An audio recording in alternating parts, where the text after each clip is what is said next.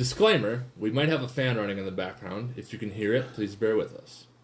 It's warm as beep in Balls, here. Yeah. Lord of the Rings. Yeah.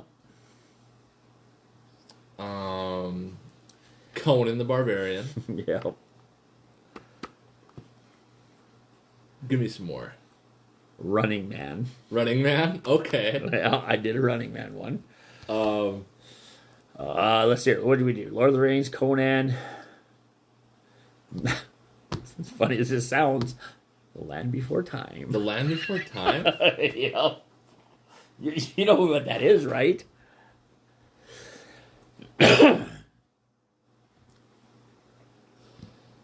So there's, in the first edition Dungeons & Dragons module, Yep. there was something called the Appendix N in the back of the book. Okay.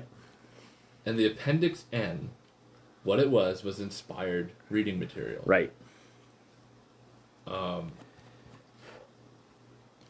And it's Dragonlance was a good one, too. Dragonlance, The Hobbit. Yeah. I actually used a lot of inspiration off a lot of different Thoford authors. and the Grey Mouser series. Yep. By Fritz Lieber. H.P. Lovecraft. Call of Cthulhu. Yeah, no, yeah. Yeah, So what we're talking about today is inspired material, not necessarily just for your Dungeons & Dragons game, but for your role-playing games in general. When we were kids, and we were playing, and we didn't have the older twins that used to DM for us, we always rock, paper, scissors who had a DM. Okay. And lots of times, none of us had any real ideas what to do. Mm-hmm. So we just winged it. And probably my favorite out of all of them was when I ran Running Man. I'm not sure if you're familiar with what Running Man is. Give me a breakdown of Running Man. I've seen Running Man. Running Man is the Arnold Schwarzenegger movie where he is a super cop. It's a dystopian future. Yep, dystopian future, yep. Super cop, and he gets accused of killing a bunch of peasants, so... Because he's like, no, we're not killing... He refused to kill them, He refused them, but he was framed. framed to kill him. So they put him in this TV show... Death race, but not a race. You're just literally on the ground. And TV show, and if you got through this TV show, through all these obstacles, through all these you were acquitted. Well,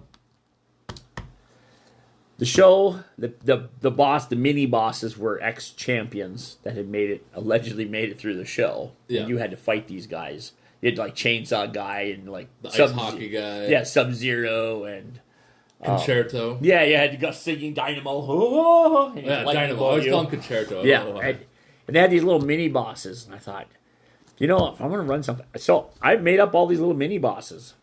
I made up the Dynamo, the Chainsaw, the biker guy, that was Chainsaw. Captain USA or Captain Freedom.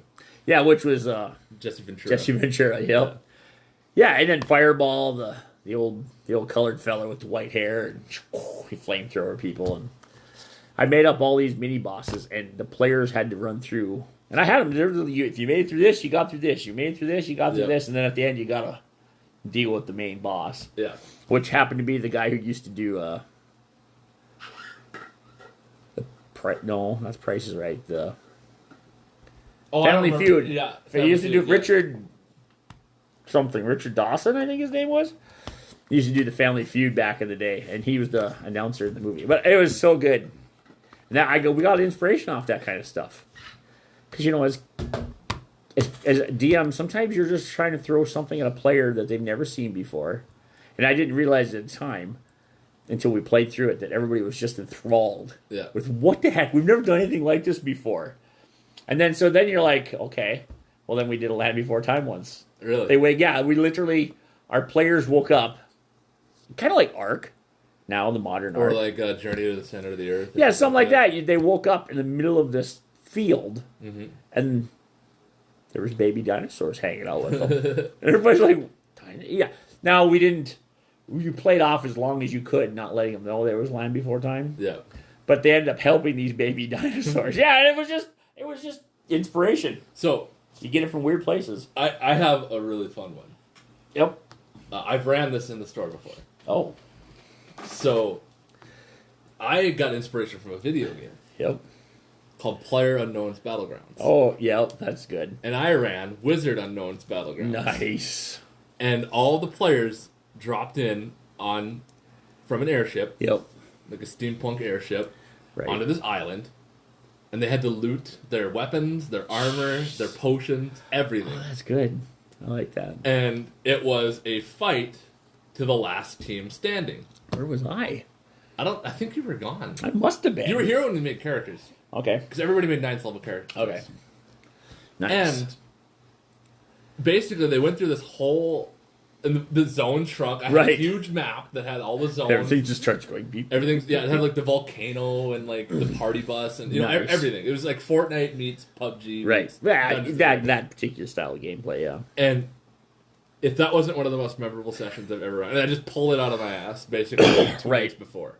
Well, inspiration, though, comes from the weirdest spots. The other inspiration I pulled from that was really fun was we were playing a game called Traveler, Yep. and I just finished watching the Oceans series. Oceans 11, Yeah. 9, whatever. Yeah, Ocean's whatever, 13. Yeah. And they did a casino heist in a galactic space setting. Nice. And that was absolutely fun.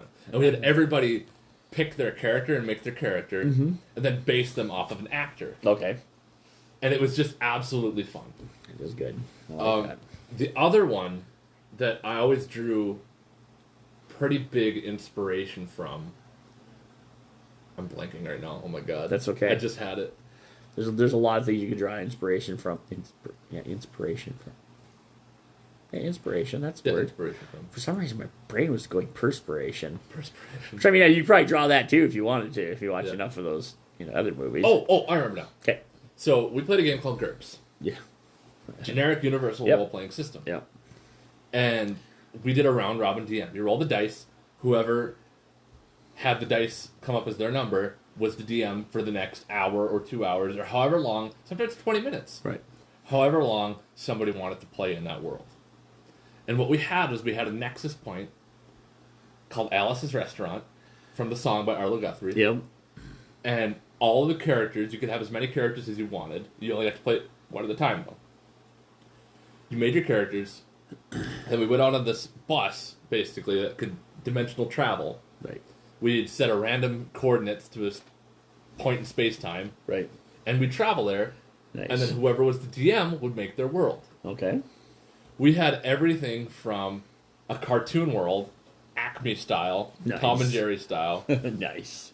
to a 1920s cabaret club, to the North Pole from the classic claymation Nice. Rudolph the Red-Nosed Reindeer. That's wonderful. And we killed Santa Claus. And There you go. Santa Claus went on a rampage. Right.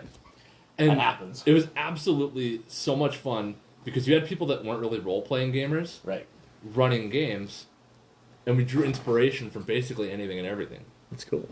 And some of them were super serious worlds that had a lot of story development, and you could come back later and see Right. what had changed. And some of them were just one-off worlds. Right. Yeah, just worlds that were. Yeah, that's a good idea. I guess I've never done it. I suppose that would work. I've thought about it a long time, and I actually have a world somewhat developed for this particular. It's not even a world. It's like a multiverse. You ever heard of the show Quantum Leap? No. Okay, there's this guy. It was a series back, I think, the late 80s, early 90s. Okay, maybe. I've heard of it, but I don't know the premise. The of it. guy basically transfers his body to his spirit to another body, Like an astral projection? kind of like that, and then he has to be in that person's body until he solves the problem that person was going. Oh, so it's kind of like a Doctor Who kind of kind of like that, yeah. And so he just wakes up one morning and he could be a pimply faced teenage boy that's a complete nerd. And then, the whole goal of that episode was to get this high school cheerleader as his date. Okay. Or the next day wakes up and looks in a mirror and he can't see himself. Well, he's a vampire. He's like, oh, what the freak? That's awesome. Yeah, and it doesn't jump to too many extremes like that. Right. But it was just like he was going into different bodies, different timelines, so different eras. Yep. Sometimes he was a World War II guy. His whole goal was to make sure that this World War II guy doesn't die, even though he does in the real world. Yep. But his goal was to make it so he doesn't, because he's going to have a kid down the road marry this woman, have a kid that becomes President Kennedy or something. Okay. And it was so I've kind of developed a whole inspiration off that. It's just hard to find the mechanics in a game without creating whole new mechanics, which of course then you have to have somebody. Well, what if it? Yep. And I haven't got to that part yet, but it's good inspiration though. I pulled inspiration from was somebody else's D&D module. Yep. I know we just got done talking about D&D modules, but this came up in my brain. Right. It's something called the reverse dungeon. Yep. And it's where you play the bad guys. Yep. And you have to defeat the party. Yep. It's kind of like playing a dungeon in the video game. Yeah, the video game. You're the dungeon overlord. So what I did was I ran a adventure where everybody played kobolds. Oh, yep. And the whole goal was to overthrow their black dragon overlord. Kobolds. I love your kobold story too, by the way. Oh, Tucker's kobold? Yeah, Tucker's kobold. We'll have to have an episode on that one. That's you telling that story. Yeah, that's about a 5-minute, 6-minute story. It's a good story, though. Yeah. So remember that, folks. Tucker's kobolds. You're going to want to hear Tucker's kobold someday. It's a very good story. Anyway. But yeah, so it's like, I think the general idea is like, there's Appendix N, which is like classical. Yep. I wouldn't call it classical literature. It's literature in the fantasy settings that you can draw inspiration from. And there's nothing wrong with that. No. You could have all the stories you ever want to tell. Yeah. And not have enough time to tell them just from the Conans, the Lord of the Rings. Oh, yeah. No. The classic fantasy settings. Yep. But I guess what I'm driving at, and what we've kind of tried to make the point of, is draw inspiration from anything and everything. Yeah. Because you never know what's going to excite your players. Heck, one of the guys who comes in here, we'll call him Gamer Logan. Okay. His dad has got the same last name as him. Okay. His whole world literally is a map of the United States. Oh, yeah. I've played in that game. Yep. And he's been playing it for, I think he said like 30 years. 30 years? Yep. And they literally just have a giant map. Now they use like Google Earth, but yeah. Back then they had this big map they would have pins in to where the players had been and where they're going. That way they didn't have to come up with a world map. Yep. And they we're going to go to Denver. Yep. It was just, but it's so stupid, it's genius. Yeah, I mean, honestly, great. it takes huge amounts of work away from the DM. Because if you're trying to... Cartography is a huge thing. Because you really want to make it good, but you want to make it realistic. You don't want just a plateau in the middle of a desert. And you want it to be somewhat unique. Yeah, and unique and stuff. And tell you what, you take a map of the United States or a map of any country in this world, and it works. Yeah. And you don't have to put any brain power because you know what? Someone else did that already. Yep. Whatever entity you want to believe in, that's what did it already. Yep. And so, yeah, you get your inspiration from anywhere. And he did that. It kind of broke my mind. And I know that you had played in a system, I think it was... Might have been just whatever. Oh, Palladium. Riffs. I think where the vampires were in Mexico. Again, that just takes our country or our world the way it is and just divides it off. Shadowrun does the same thing. So that's a good point too. Is don't be afraid to draw inspiration from the source material. Right. A lot of games have established world settings. Heck yeah. That are very good. Oh, very good. Yeah. I think with all the problems I have with Riffs, and I have a lot with Riffs. Well, I mean, I've had a lot of fun playing it and running it. Right. I have a lot of problems with it, but I think the strongest place it excels at is in its world building. Yeah. It's a very well, I don't know, maybe not even well thought out, but there's a lot to it. Yep. It's a lot to it, and I like the districts. It reminds me so much of Shadowrun. Yeah. Shadowrun did that really well. The game system is kind of a clunky It has pickup from 1970. It's a Chevy pickup from the 1970s. It's not even a Ford. We'll even go with a Ford pickup because that's much worse. And it just kind of drives down the road on three wheels. But the world has been thought out pretty well, and you have your different ecologies and your societies and your hierarchies, and that was well done. Yeah. And they used literally, again, a map of our country to do so. And then, we talked about it already, but, the idea of running a game show episode. Yep. There's so many Yep. So many places draw inspiration from. Yeah, there. we did a Wheel of Fortune once when we were a kid. Okay. And, but the wheel was full of nasty stuff instead of... Yeah. Well, I mean, there was the healing potion or the resurrection spell. You know, so your spirit could still spin the wheel if you were dead and hope you got the resurrection spell. Right. Or you got to pick the next player that died. Yep. It was really terrifying. I should remake that. We actually designed a role-playing system once off of... Because we were kids. Off of wrestling. You know, Hulk Hogan, Macho Man, right? We developed all those characters with their strengths and weaknesses the best we could. We watched a lot of wrestling back in the day. And we actually took it to a... What are those lawyers called? Patent attorney? Oh, okay. And they said we needed to talk to not a patent attorney. We had to talk to somebody who A copyright and trademark law. Yeah. So we had to find one of those. And we did. We actually did this as kids because magazines back in the day in the back had all kinds of advertisements for people like these. Hey, you got a new idea for a game? Send it to us. We'll help you develop it and for 5% of the profits or whatever. Yeah, the original Shark Tank. Yeah, and so we did that. We literally paid the $200 as kids, and it never. I don't know why. I don't remember why it never went through. But we had like we had got the box set up so it looked like. You remember the red box from D&D? Yep. Yeah, so it looked like that, but it was yellow. Okay. And it had a wrestling ring. Oh, the problem is trying to get to WWF at the time to let us. Yeah. That was a big no-go. Yeah. So we had to come up, so we couldn't use like the Macho Man, Jim Duggan, or Hacksaw Jim, Jake the Snake, Honky Tonk Man, Coco Beware. I mean, Ric God, Flair. Ric Flair. Well, they were Ric Flair was from a different wrestling organization. Oh, okay. And we came up across a lot of problems. Now the person that was saying it is just change the names a little bit. But then that kind of takes away from the love of the game, and it's going to be hard to sell. So I think that's probably what ended up killing us in the end. That was inspiration. There's another way to do that, too. Sentinels of the Universe, or the Multiverse. Yep. It's a card game. Yep. And a role-playing game now. One, yep.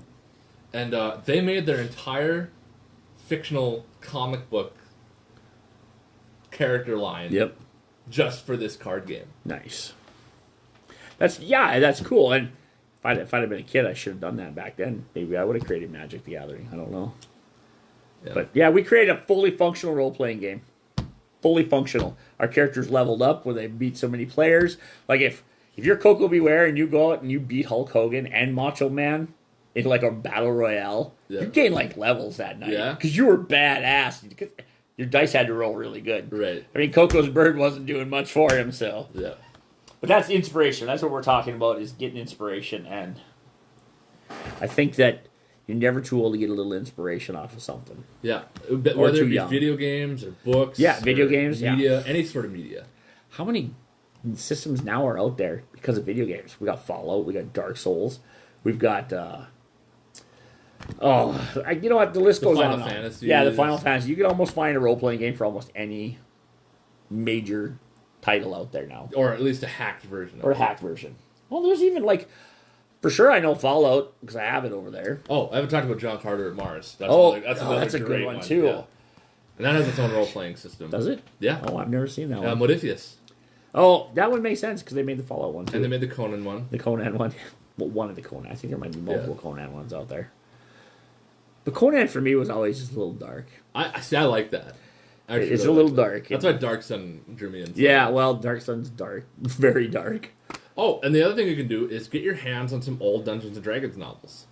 Or if you get the Dragon Magazine or Dungeon Magazine. Yep, lots of good articles in there. Just read through them, man. You don't even have to read the articles. You can go on the back and read the advertisements. And another fun one I did Alien. Yeah? Nice. But I did it in a fantasy setting. Yep. In a snowy wintertop inn. Right. Basically, like in the mountains. It's this giant inn. And it was a massive blizzard. You couldn't leave or you'd die from the cold. Right. And one of the barbarians in the inn had a red slotty inside his stomach. Nice.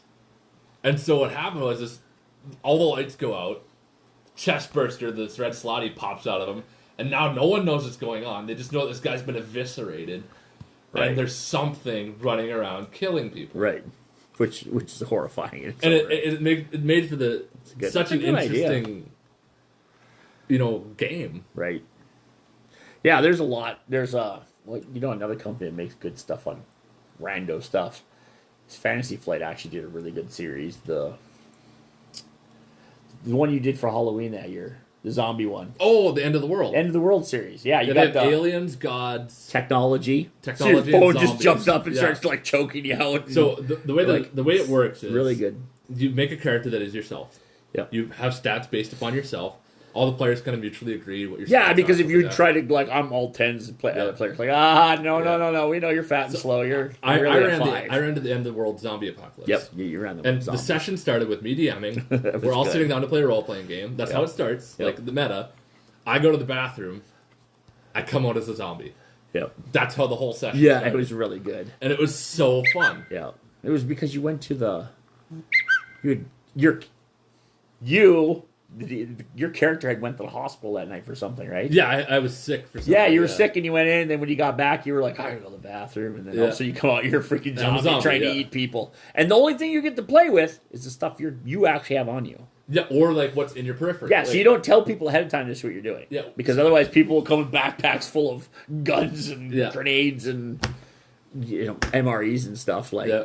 Oh, it was a lot of fun. I remember a lot of people talk about it. Yeah, still talk about it. Clobbering people to death with hockey sticks and baseball bats because that's all we could find. Absolutely.